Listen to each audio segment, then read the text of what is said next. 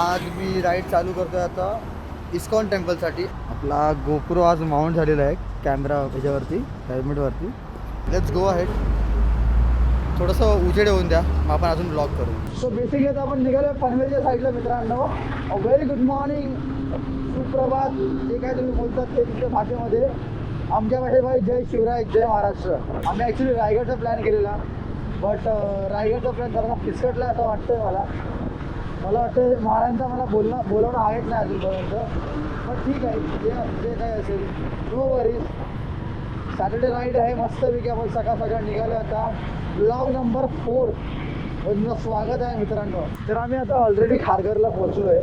आम्ही जो टायमिंग बघितलेला इस्कॉन टेम्पलचा, तो आय गेट सकाळी 4:30ला उघडतो. तर आत्तापर्यंत उघडला पाहिजे.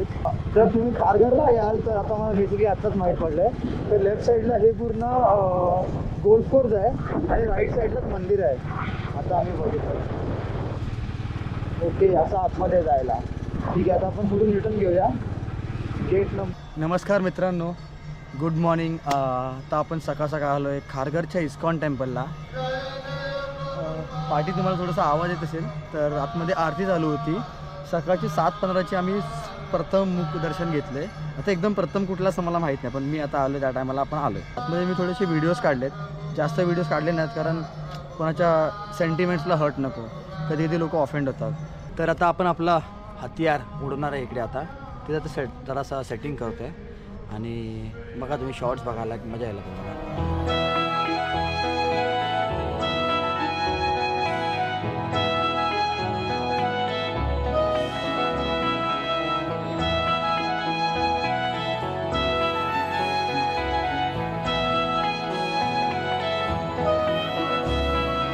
जस्ट बाहेर आलो आहे मी. आता ड्रोनच्या फुटेज बघितलं ना तुम्ही, बाई क्रेझी होता ना.